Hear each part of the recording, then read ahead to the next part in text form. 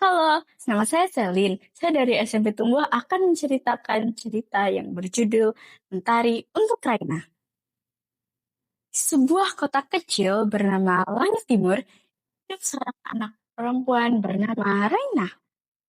Raina dikenal sebagai anak yang cerdas dan baik hati.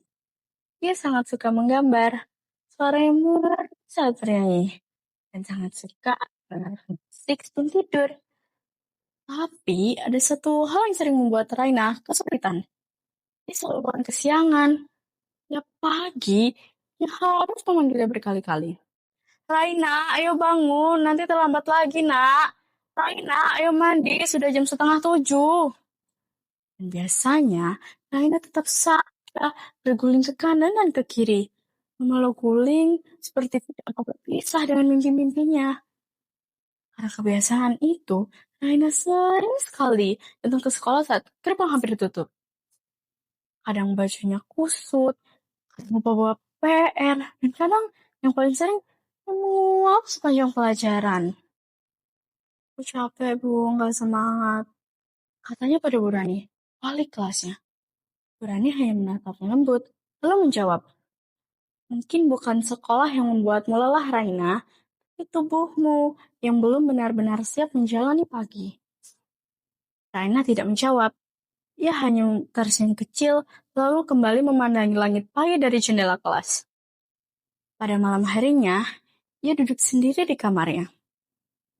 Ia merasa badannya berat, pikirannya lambat, dan entah kenapa, hatinya juga terasa lelah. Namun, tiba-tiba berhembus angin sepoi-sepoi masuk lewat jendela, membawa aroma bunga dan suara yang lembut. Raina, Raina menoleh.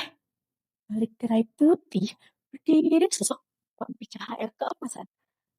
Dia panjang seperti embun, dan matanya berkilau juga seperti embun. Aku mentari, katanya.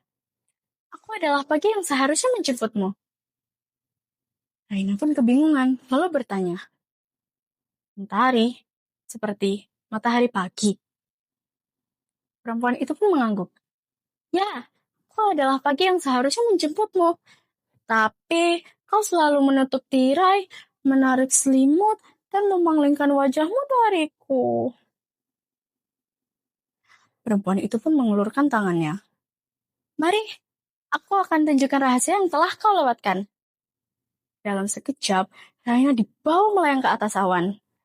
Di sana, dia melihat anak-anak yang bangun pagi.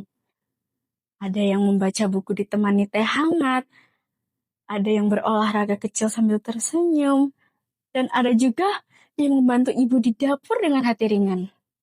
Tubuh mereka tampak segar, langkah mereka ringan, dan wajah mereka penuh cahaya. Mereka tidak lebih hebat darimu, Raina, bisik Mentari. Tapi mereka tahu bahwa pagi bukan musuh. Pagi adalah awal dari kesempatan, Raina. Raina pun masih kebingungan dan mencoba berpikir. Tapi aku capek, badanku kelelahan. Mentari pun menjawab.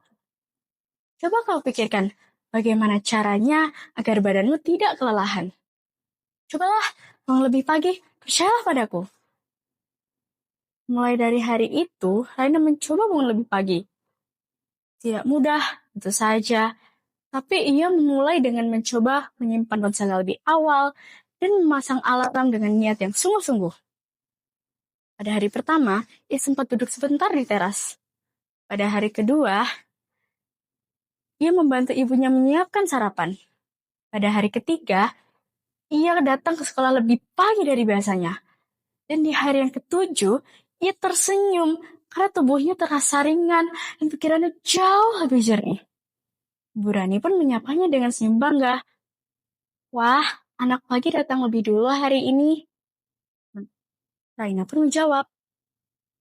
Iya Bu, soalnya saya punya janji sama Mentari. Sekian cerita dari saya. Makasih.